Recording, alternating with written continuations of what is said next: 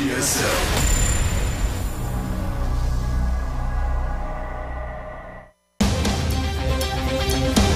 Protoss versus Protoss has been the name of the game. I said it earlier, we could have up to 3 PvPs, and we will have 3 PvPs. It's going to be, of course, Stork. See how many Blink Storkers he makes versus Hero.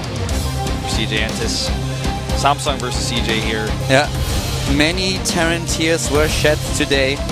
Innovation drops out as the 4th player of the group, kind of the same fate that Flash had to share. So it is a horrible season for Terran players. They are in a really bad spot right now. 2 Terrans in Code S, that's all that we have. We have 6 more groups coming. No, actually 4 more groups. Sorry, my bad. Here we go. 4 additional groups coming up and 6 additional Terran players that could potentially go to Code S. So tune in within the next few days to find out if we have more Terran players to join up with Maru and Byung, the only 2 Terrans that are currently qualified for Code S. Now we're going to find out who's going to be Protoss player number 13. It is either going to be Stork or Hero going to game number 1 here at the GSL Code A. One more.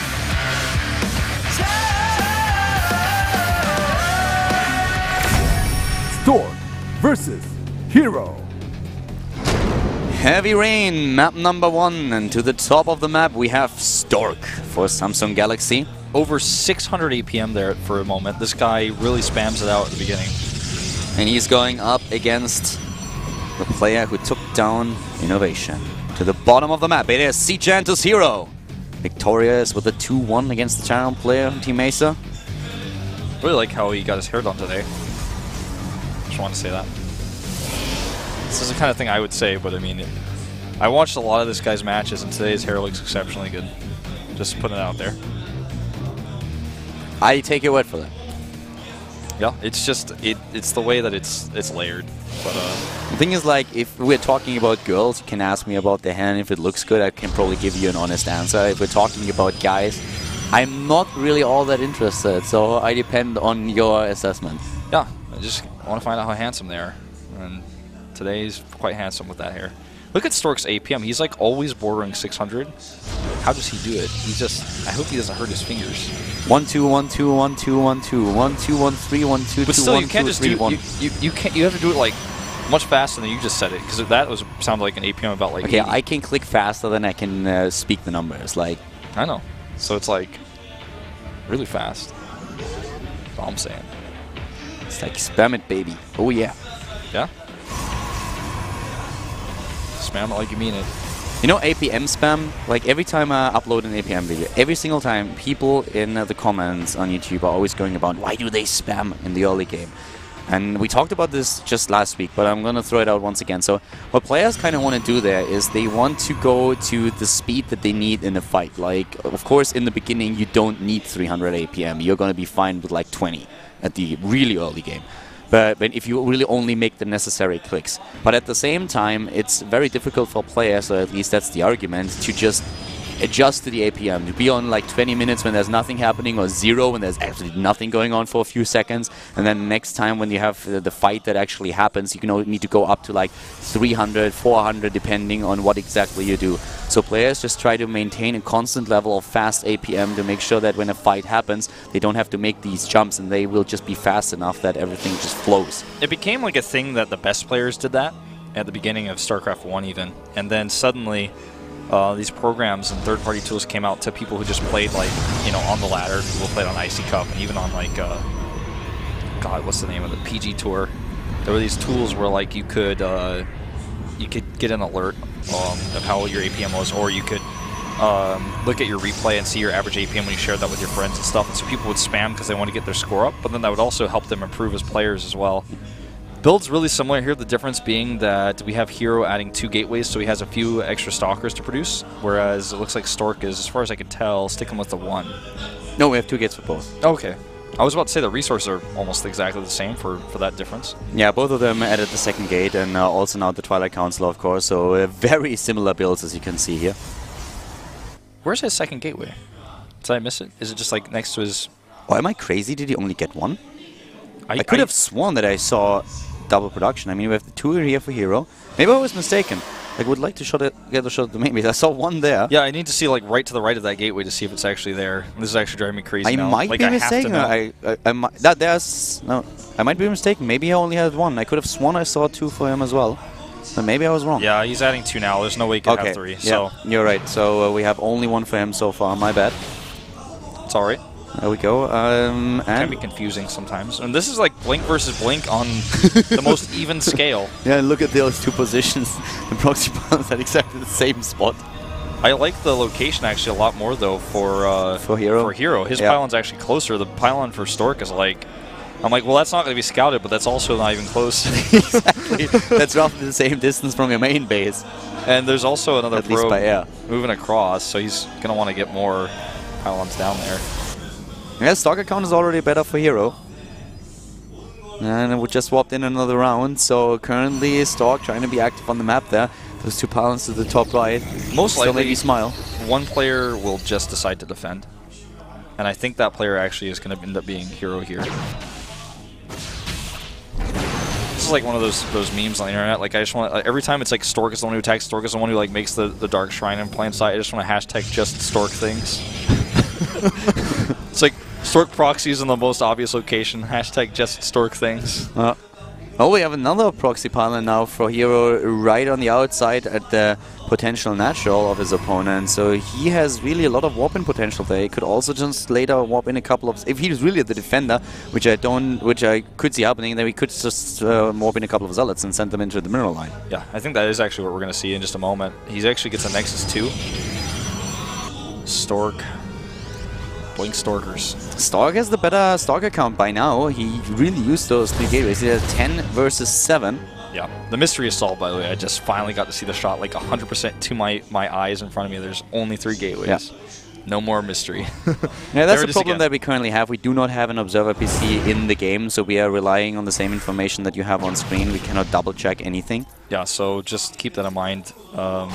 Yeah, back in the days we actually had our own observer PC, so we could have a look at the harvest accounts and just double check these things. And I could look at the Liotes while you were talking. Oh, he doesn't see it. Nope. Wow, that is just outside the vision range. That Stork expansion- actually like walks all the way home and then doesn't have a Nexus? Yeah, he's a bit Did afraid he not here, see isn't the Nexus of his opponent? I guess not. He has a scout. Did he not see? Okay, well now he's seen it for sure. I'm pretty sure he saw it earlier too. He's just playing really defensively. And he's getting his own Nexus now, but that's already a little bit late if you compare the timings for the 2 of them. Phoenix Scout comes into the main base, sees the robo time, and he's like, oh, it's about the same as mine. I just have a faster Nexus. Well, he's a little bit faster with those Immortals, but that expansion is really going to pay off for Hero. It's so much faster for him. And he is now on the same amount of Stalkers. He's going to be he's even a little bit faster with the second Immortal there. So his move, Stork is just trying to play passive for now, but that's going to work against him. Look at those Nexus timings. He's 1/3 done with his own, but we have a Hero already mining. Just look at the minerals at the top right with our awesome GSL overlay where you can see that. Stork's like playing even more passive. He kills the rocks. I don't think he realizes the position he's in this game. Yeah, he saw the timing with the Observer for the expansion. I don't know, hasn't seen that pylon now either. I think he will eventually. As soon as he starts mining, he's going to see that pylon and can take it out. So Hero might not be able to warp anything in, but he's crossing the map now. I think I was about to say I think he needs to start Charge and Temple Archives. Yeah. And as soon as I had that thought, he adds the robotic support bay. He must have seen the pylon now, right? Now that we have the SCVs actually mining there. I think it's still just barely out of range actually. Oh no, we saw. He did see it. Doesn't react though. Yeah, I think Stork's nervous maybe or something.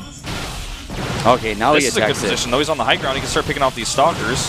Gets one. Yeah, but he's now being flanked by those Immortals, and that's a problem. Yep, this is not good. Blink's on top. Oh, nice force fields. Catches 3, and that's great. Now his units are like totally out of position. Stork. He has to try to find another way home. Oh my god, he has no chance of actually getting back there in time. Oh wow, he can just move in. Here comes the overcharge. Trying to move in, keeps those few Immortals back, just waiting for the Stalkers to appear. That was a bit of a shady I engagement. think he could have done it much better if He could have would targeted used other those. units instead of the sentries, first of all. I think I was pretty afraid that Stork would just come in from behind and do some damage, but if he would have used those immortals as well for the fight, he could have done so much more damage there. It makes sense to me that Hero adds their body support bay right now to get Colossi out, because he's in a position in the game where he's traded evenly. He knows his opponent's tech in the game. He knows exactly how many units he has, and for him it's a reasonable thing to say, all right, well, I can get Colossi. They're kind of fragile, but if I can have them at the back of a strong army, I'll be okay. But Stork is now actually the lead with the latest engagement. He's the one who already has the Colossus tech. He's the one who gets the Colossus out first. Yeah, it's just. I mean, I'm not saying that what he's doing is going to hurt him or that it's wrong. No, it's just like that advantage that Hero has, it's gone. Yeah, it certainly is. He lost too much in the last fight. Forges, we don't have any yet, right, that are spinning? No, we have one. And one upgrade is currently being started. I think For Hero Hero is currently getting the first upgrade. Yeah, there okay. it is. So, And he's getting a second robotics. yeah, and they both are now that they both know they've had the gentleman's agreement to get the Colossus up, so Stork's can eventually bolster his Colossi count too, if he hasn't already. Keep jumping between units and production tabs, so I don't know what's going on sometimes, but this is a pretty scary thing. This Nexus is going to have to be canceled, I think. If he blinks on top of that group of Stalkers, he can save it. Oh, wow, he has to cancel, but 2 Stalkers are down. Oh, and he gets it. Oh, well, maybe not. These two, man, they are... Oh, what? Oh! This is... I mean, he's got these units on the high ground, so I guess this is okay, because he can actually blink back and forward if he wants to. That's exactly what he does. Blink fails here. The IE bugging them out. One more. No. No, I'm like, yeah, it's Internet Explorer. That's the fault of all of this. No. The IE is bugging him out, man. Yeah, my bad, my bad. Well, if you live in Korea like we do, you know that oftentimes, even if you want to not use Internet Explorer for the rest of your life, sometimes you have to. Guys, yeah, some of the Korean websites, you can only do things with the Internet Explorer. If you want to buy some stuff online on certain pages, you have to use Internet Explorer. And Those let me tell pages are you, so weird, man. Like it sometimes, is a pain. sometimes I like have to download like Apple's Safari. I'm like, hold on, let me try this with Opera. Let me try this with Firefox. Like, hold on, let's see if I can figure out how this website works. There were websites where I tried 3 different browsers until I found one that Here's the made answer, it work. actually. Usually, if it doesn't work on your computer, something weird's happening. Just go to a PC bomb, everything will work fine for some reason. Yeah, sometimes Korea is just weird. Well, this is a game that has gone to the weird stage itself. It's the upgrade advantage that Hero really has, and he is in the same position in regards to the count or the number of Colossi, but the upgrades are in his favor. He already has a +1 upgrade, he's going into +2, so he should... If Stork doesn't hit a really perfect timing where they are both on the same upgrades, then Hero will always have a slight advantage over his opponent with the attack upgrade, and that can really win battles and fights. That can win games. Stork needs to be careful, man. He's got to, like, really start to value... I mean, he's got to put a number on the value of that assimilator. He's like, well, I'm going to put my whole army out there, and that's an assimilator. He does not want to lose more than what, you know, the damage he did there. He actually got away with it, so it's fine. I thought he was really going to start committing it, attacking the worker line, too. Defender's advantage is so strong in PvP, because the most powerful unit that you're going to have is the Colossus, which is always going to come out faster for the defender. You can't warp that in. Although I bet in some alpha testing you probably could have. I know that you used to be able to warp in Immortals. That was crazy. Balanced. Some of those battle reports, you used to watch those battle reports with David Kim playing against other Blizzard developers, and like somebody warps on like 4 Immortals. I'm like, whoa. Yeah. Warp Prism in the main base, Force Field on the ramp, warps at 4 Immortals. Good game. Yeah, I don't think so. But what we have right now is the Archons for both of them. Once again, joining the fun. We have Stork already with the first Archon morphing in, whereas the High Templars are just now finished for Hero, so we're going to see those very soon too. Both of them on 6 Colossi. Colossi count, of course, one of the most important things in that battle. But now it starts to be all about positioning. You can really see that the army supply is very much the same. It's that second attack upgrade that Hero has over Stork that is so important now. And also positioning. Hero's moving into an assault location where he's going to have...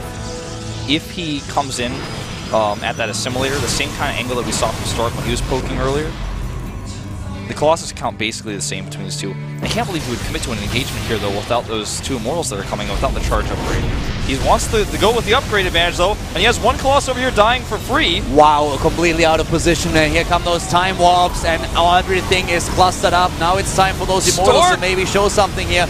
But Stork is dropping in army supply. Zealots, man, on top of those Colossi, tanking some of their damage, but he just still doesn't look like he's going to have enough. No, it doesn't really look like it. Hero with that additional +1 attack or +2 attack upgrade is moving in, doing some work here. 47 army supply against 71 in favor of Hero. That attack upgrade really coming through for him. There come those two Immortals. The +2 attack almost done for Stork here. That was my first time actually seeing this in StarCraft II, just Zealots being dropped on the Colossi to bug out their AI, but I mean, it cost him about one shot each on each of the Colossi, but still, Stork just didn't have enough to capitalize on it. And here we go, another group of units coming from the south. Those two Immortals want to participate. They need to get the distance on those Colossi. They do not. Pew laser beams everywhere going down, and so far, I mean, Stork doing a little bit better right now. I think he has the second attack upgrade done, but the problem really he actually could hold He needs Warpins, and there they come, but they're not enough. He kills Immortals, and you know what? He could potentially make that work somehow, but it's 4 Immortals against, sorry, 4 Colossi against 3, and here come the additional Warpins now for Hero. Gets taken out here by that Mothership Core, and Stork holding on by a thread here. Yeah, he's really trying, but it doesn't look good. Well, he has a little bit more army supply in general, but it's just the number of Colossi. We have them on the same amount of attack upgrades. Double Colossi production for Stork on the other hand, and that will put his count up to 5. A good time warp. The Archons at the front doing some tanking. Those Colossi coming through here. If he moves in right now, he has the better firepower. And those Stalkers, the big problem. He just warped in a huge wave of Stalkers instead of Zealots just for this reason, but he doesn't have enough. And now that Mothership Core with a time warp chasing things down. Stork trying to turn it around. He holds. He actually holds. And the Mothership Core could take down the Colossus if it's not quite. Yeah, he's going to get some free units here, though. Those Zealots coming in. Mothership Core goes down. All right, let's look at the unit tab. 59 base here currently for Hero taken to the right side of the map. He probably thought that game was over too. Yeah. But not just yet. This is crazy. Yeah, this is really insane. The +2 attack upgrade gave him a massive lead, Hero that is, but then he waited and he waited because he wanted to have more units, and it was like a really tough call there. But he waited a bit too long, and then once that +2 attack upgrade was also done for Stork and the 2 additional Colossi joined his army. That's what I was talking about before, the defender's advantage, and he never stopped the mining at the third base, so the third base was still mining enough to give him double Colossus production. If he had killed the base or killed more probes, things would have been different. Stork's still down on probes. He's actually still down on Colossi. He has a group of Zealots, though, 11 of them, and the Archons. So that's what's keeping them, you know, relatively competitive in supply counts. But the 9 o'clock expansion that he's making is, again, slightly behind the 3 o'clock for Hero. And this game's going to reset. I think this is the first time I've ever watched a Pro-Ops versus Pro-Ops where 2 maxed out armies clashed, traded even-ish, and then we just reset. Like, that just does not happen. Yeah, usually it's basically one player just ends. Them saying, take 2. First take is over, let's go into the second one. And right now, I mean, who has the edge here? We have currently the +3 attack upgrades researched by Hero. That will definitely give him an advantage once it's done. Dark Shrine, how much are DT is going to play into this? Is he able to get them into the main base? Is he able to sneak them in where there's no detection? He might be. This is like, I don't know, I think the sequel might be Max Out Army Part 2, Return of the +3, because +3 is going to be done here for Hero, and it has not even been started for Stork. And that's going to, when you're talking about AoE damage that just gets applied so much to the army, to the battle, especially when we're talking about units that have no upgrades in armor for Stork. Another thing is a Warp Prism that we have at the bottom left now. If that goes into the main base and has another Warp Ins, that can do a lot. But we have a solid lead in army size for Hero at this point, and that +3 attack upgrade, if he hits with that, he should be able to overcome Stork's army, especially since he has the better Colossus count as well. Let's see how many warp-ins go in the main base, because if he warps in a massive group of units in the main base, that's going to do a lot of damage, but at the same time, that's units he's not warping in at home. Let's see if he warps in. He does not, he just drops, and I like that choice. Yeah, he tries to get the Warp Prism. It links forward and he gets it. Oh, wow! He actually misses just by one more shot. Yeah. It's, I think, 2, right? Well, I with the upgrades, yeah. He has the +3 already, so it should be... Okay, there we go, once again. Army supply is identical. Killing the Twilight Council, but it just doesn't matter because the upgrades are there. Here's a run by. This run by much more successful so far for Hero. And Hero is going in at that third base again. Yep, here we go. Poking at that assimilator. This battle could decide everything. He's eliminated some of the gas mining there. He's got a better gas bank himself. 8 Colossi versus 6, and we have that +3 attack upgrade done for Hero. The Zealot harassment in the main base will be cleaned up. The harassment at the third base as well. Stork moving out on the map. Hero can take that fight. Let's look at the counts. 8-6. The Archon count is 6-4 though in favor of Stork. Yeah, but I still think the Colossus count's going to be more important in the long run if he can fan them out. If he can't, things are different. And here we go, DTs going for the robotics. Oh, that would shut down the... No more observers on the map. Why doesn't he detect the Robo? He switches back to the upgrade. He wants to take down that +1 armor, and he does. Now he goes for the Robo. Might be able to kill that. There's 2 Robos though, but still, even if he kills 1 robotics, that means no more Colossus. No observer right now. Yeah, there is one. Okay, he built the one in the second one, but here we have another run by at the base of the right side of the map. Stork is going to do some damage here. Killed a lot of Harvesters actually. Suddenly the Harvester count for his opponent is down to 46. These +3 Zealots going to work on that Nexus. Will not kill it, but these units coming in the main base, which have already killed. They've already unpowered a lot. Will possibly get the Cybernetics core. Stork is doing some work there. I mean, he's warping in units everywhere. He's going with the Warp Prism, can go to the natural once again. He's really forcing Hero back. Hero looked like he had an army that was very tough for Stork to beat, but now he buys himself Stork. That is the time to get that +3 out. Yeah, and he's just continuing to do damage, clearing up all the pylons, all the warp-in points for his opponent. +3 nearly done. A few more Archons being warped in here for Hero. He wants to even up that count. Army supply is actually much better for Hero because he has less probes, which means he has more army supply that he can actually put into his army. But it also does, like, it has a big downside because he does not have the bank since his income is not as big as Stork's. He cannot just immediately warp in another army. And that's definitely an issue for him. Yeah. I want to know how many gateways he has. Stork is just going to force the engagement here. He's sending so many Zealots over that the Hero has to commit. Hero is moving in, yeah. He's going for it right now, and he might have the firepower to go through here. He's going to town now, moving in on those Colossi, and oh my god, they're all clustered up. A lot of them already going down, and suddenly Stork's army just disappears. He warps in again, but he's so far behind already. Not all of his Colossi are with him. His time warps were terrible. +3 is not done. +3 is not done. Oh my god, seconds away from completion. And this really is those two things, the time warps that we saw from Hero. Doesn't help him though. 15 army supply, 5 army supply. The time warps that we saw from Hero, where his Mothership Core was with his army, Stork's was not, and that +3, those are the two things that are going to win him this game. And Stork and Hero are going to play a second game now. There's no way Stork can recover. He's trying to do this with DTs, but guess what? There's an Observer with this army now. Nice try. Yeah, nice try, but not going to work. 62 supply against 130. Army supply 15 versus 91. This is game. Hero moves in. GG by Stork, and Hero takes the 1-0 lead in the series. Shake it. He's got that adrenaline going. And hopefully for Stork, he can figure out how to play a better game in Game 2. Both of those players playing like a really, really similar style. So it's hard to say, like, it's hard to say who's going to maybe be more aggressive in this game, or if they're both just going to go blink again, and then we bounce into that late game again for Protoss versus Protoss, because these players look like they're on eye level when it comes to late game. I mean, what I like about Heroes, if I had to give one strength to each player, I would say Heroes' strength is his engagements in the late game. He knows how to make the better ones. He knows how to, if the time warps, build the right composition, attack the right angles. Stork was not as good at that. But Stork's harassment was much more successful overall than Heroes. So if he can put that pressure on a little bit earlier, maybe he can get the momentum he needs to actually take the game. I mean, Frost is going to be the next map, and that's the map choice of Stork, so he chooses the big map here against his opponent. Hero is looking stressed, man. He's been stressed this whole group. He is now one map away from actually advancing to Code S. Yeah, he needs to win another map, and then he's in. And that's his chance here. This is so tense. Stork looking so much pressure on him right now. So much pressure on Stork. He's got to focus. He doesn't have anyone in his booth talking to him right now. He's all alone. Maybe that's how he likes it. Stork won the first series against Hero, and he won it on Heavy Rain. That's the map that he already lost. Now it's Frost, a map that they did not play in the last series. He wants to play a big map. Probably wants to go into that late game style, the same one we saw there, but Hero taking the better engagements won him that game. see if Stork has something special planned. I'd really like to see him change things up here. We are going to jump into the second game here in our last best of 3 of the day. Stork versus Hero at the GSL Code A, brought to you by Colin Wolf.